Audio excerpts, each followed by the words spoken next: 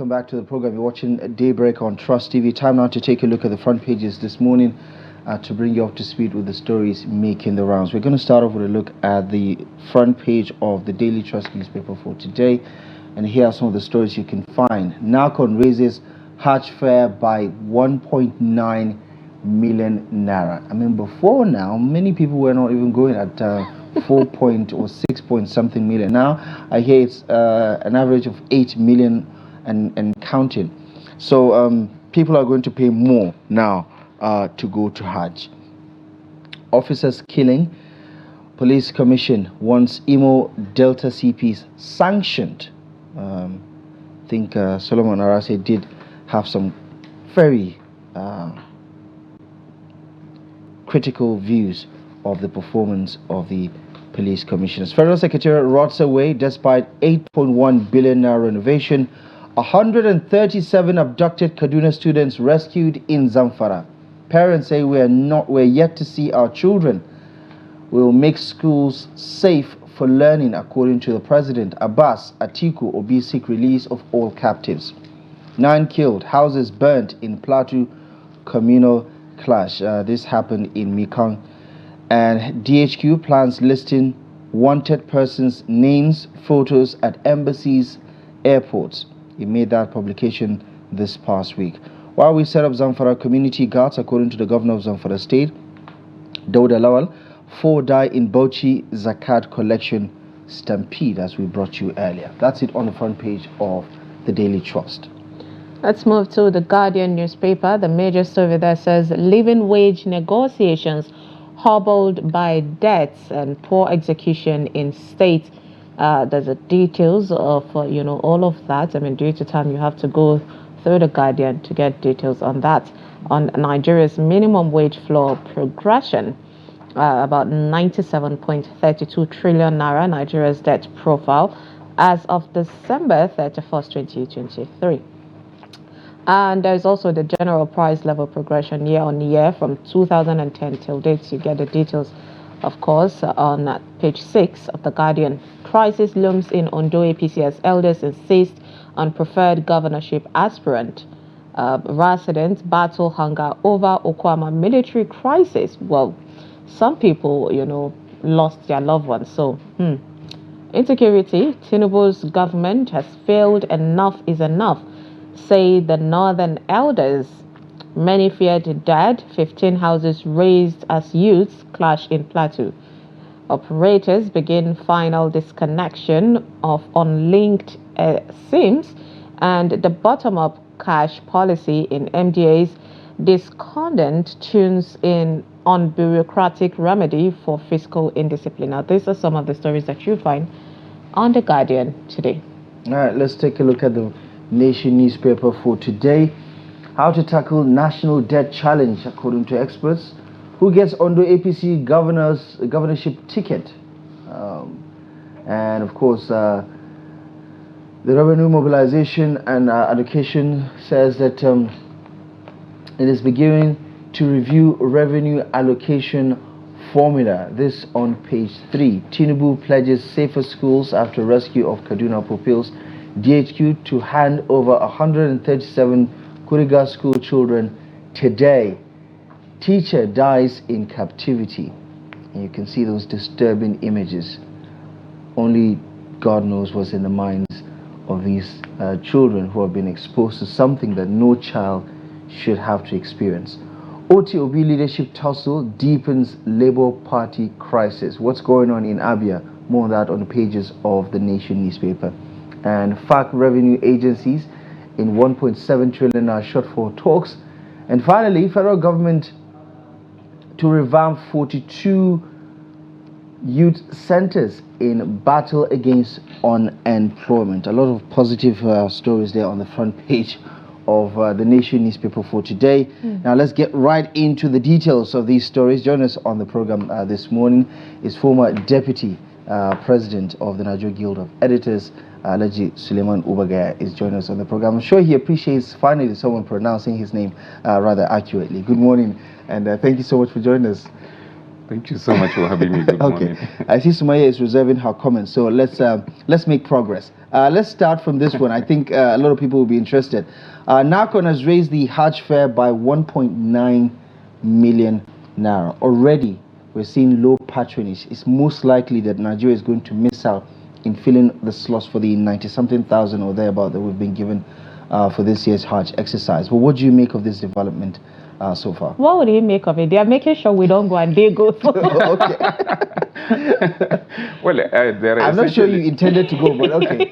There are essentially three dimensions to it. Firstly, the figure was capped at 4.9 million, 4.8, 4.9, depending on the part of the country the intending pilgrim comes from.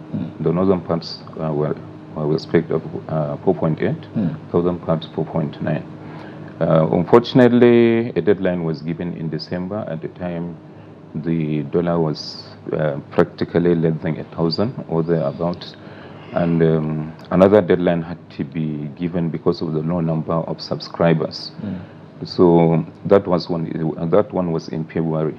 Unfortunately, before then, the federal government, owing to some necessary reasons, came up with harmonization of the foreign exchange, resulting in a situation where the naira was practically devalued. So that was the reason the Hajj Commission had to come up with this increase. But as I had cause to say in this very studio some time ago, Hajj is one of the 5 pillars of Islam, but it's not compulsory for anyone, unless you have the means to go to do so.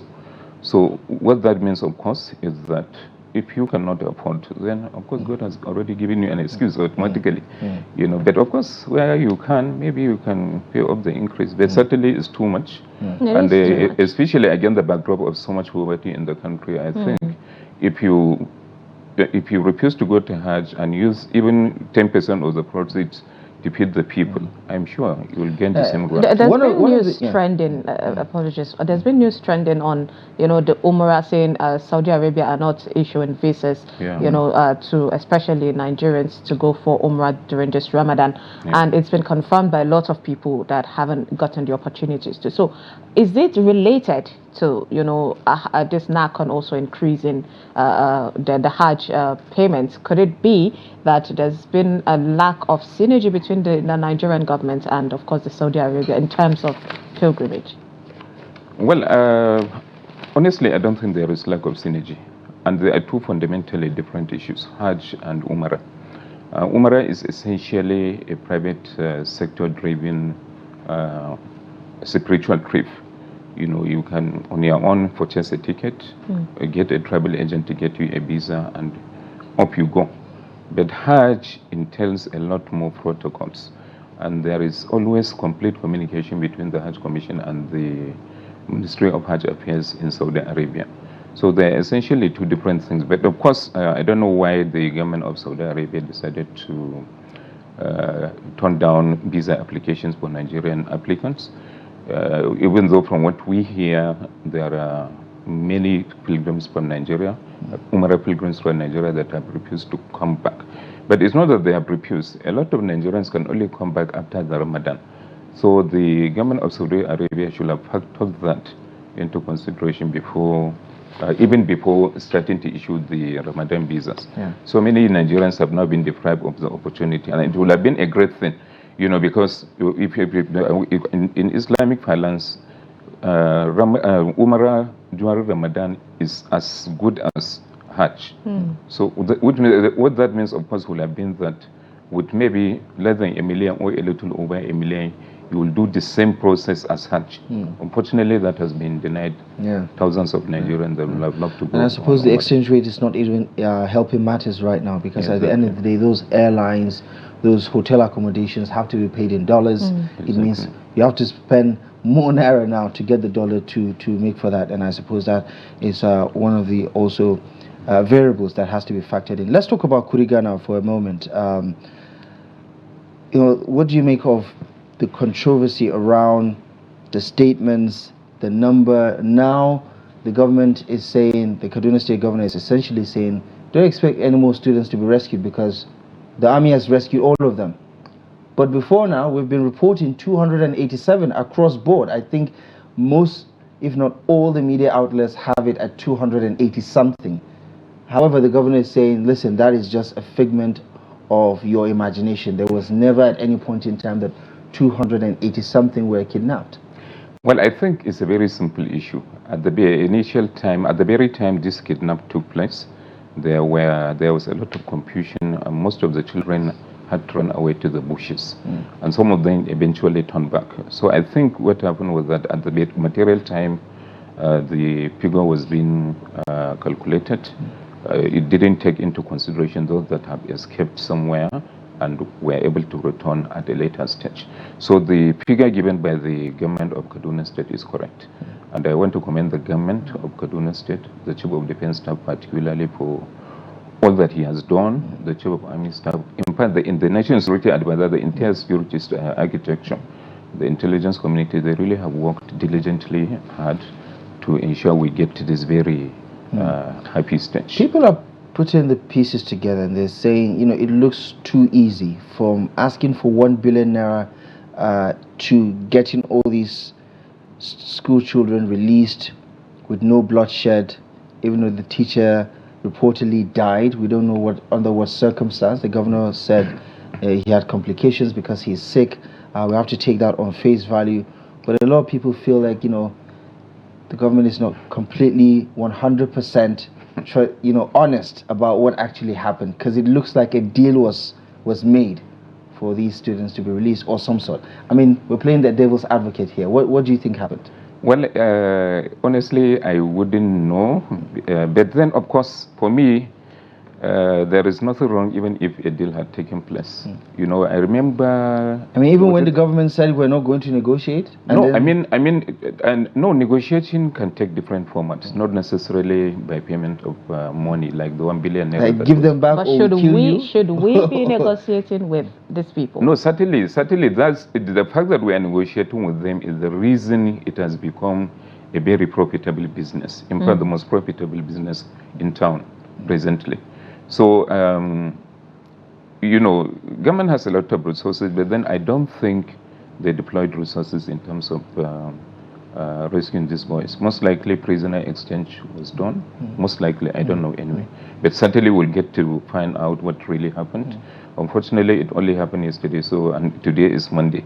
So that has not given us time to really dig and find out the truth. But for now, let's take it on its face value and believe what the government says, that there was no with a pinch of salt.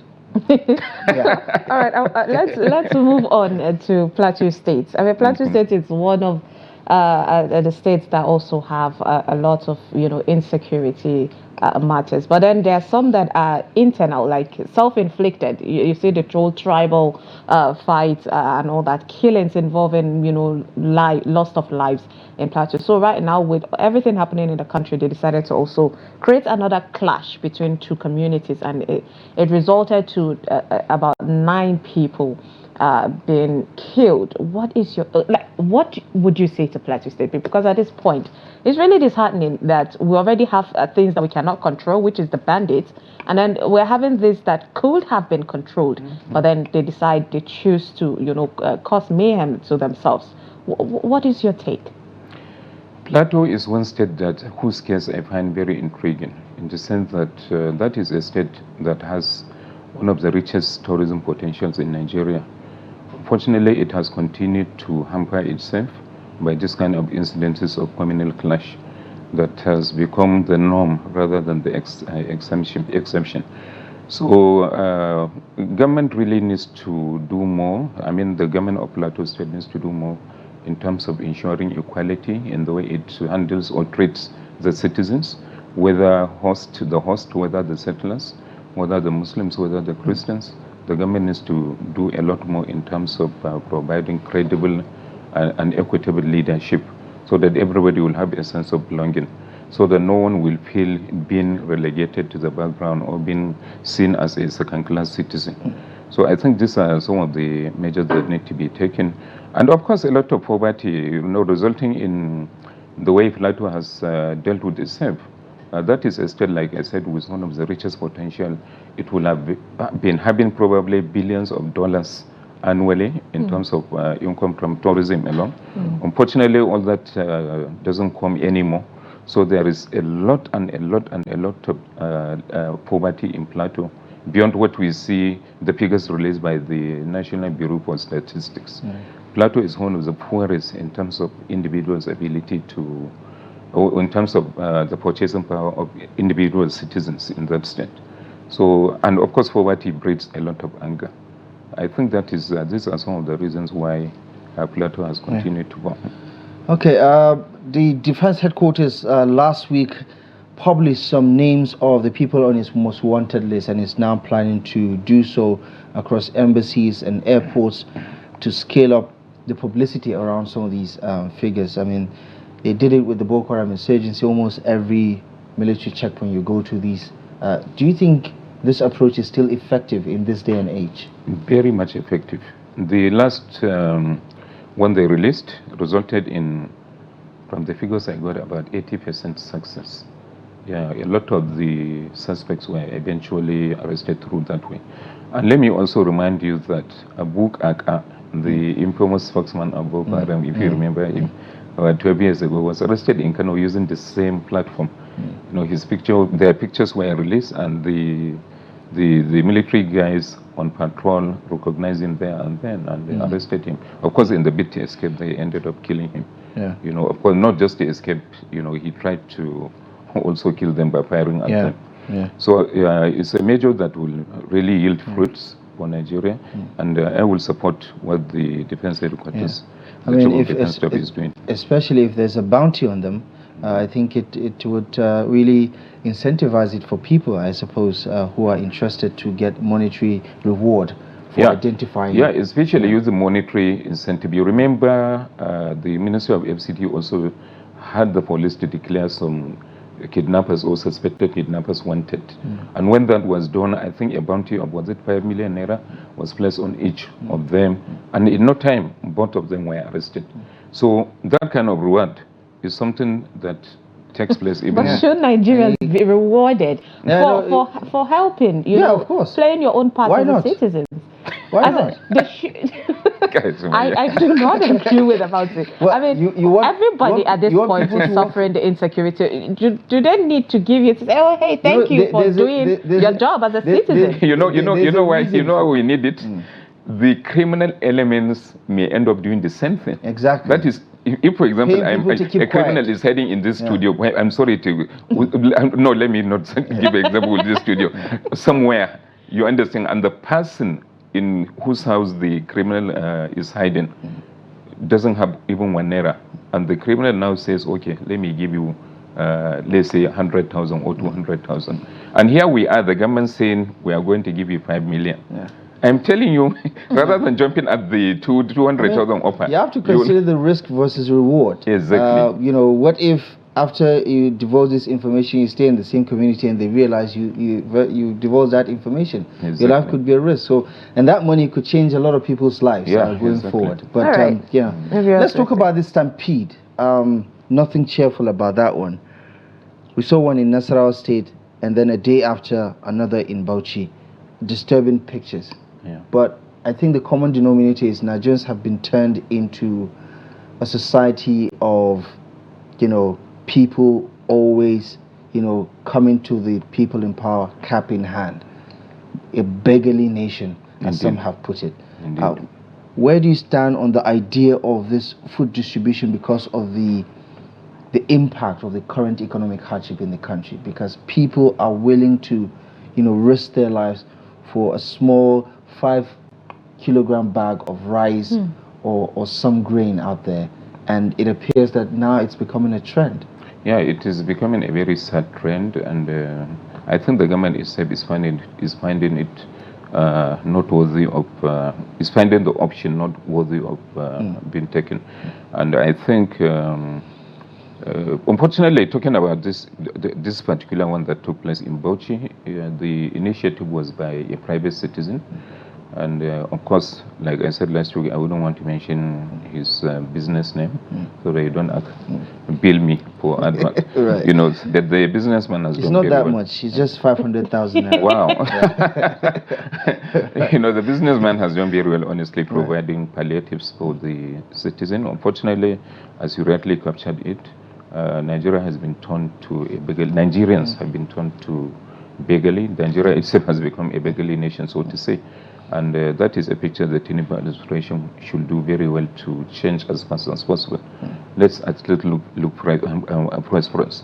Let's adopt some more practical measures that will not showcase us as being beggarly.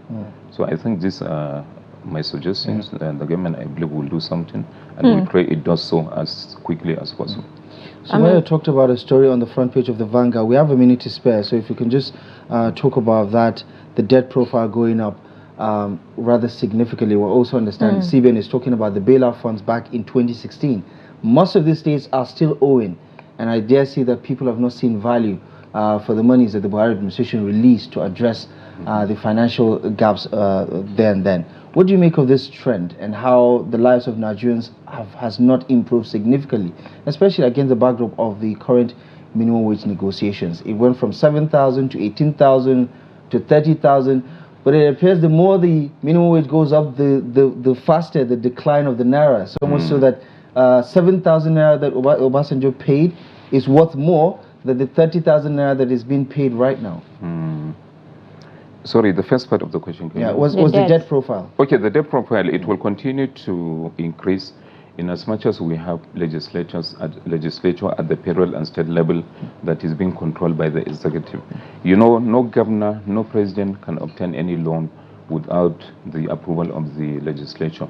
Unfortunately, at the state levels, practically in every state out of 36 states, apart from probably Rivers, all the governors have succeeded in, so to say, forgetting the legislature. You know, they do the biddings of the governors, and once the governor makes an application for loan, even if it is outrageous, the legislature will simply approve it, and there won't be any accountability in the way the money will be spent. You know, so really it's something that we Nigerians have the power to change by ensuring we elect people that have integrity and who can stand on their own feet. You know, look at the governor and say, Your Excellency, this is not correct. Well, we'll have to wait and see, you know, how much. Maybe if the president will listen to the NLC saying we want ₦1 million minimum wage. In Qatar, the minimum wage is 6 million naira. Interesting. That we can do it then in Nigeria, right? But the GDP per capita is now $126,000. Ours is still less than 5,000. Okay, now I feel you're shading Nigeria. Thank you so much for your time, Suleiman Obagaya. I appreciate you joining us today to dissect the front pages of the National Dailies. Thank you. It's my pleasure. Of course. I thought I fixed it, but I didn't. Okay, it's done. No answer to you on this one. And with that, of course, we've come to the end of Daybreak Ultra Television. Thank you so much for staying with us. I am Sumaya Abubakar. Do have a lovely week. That's our show for you today. We look forward to seeing you tomorrow. 364 is coming up at the top of the hour. My name is Abdullahi Ahmed. Good morning.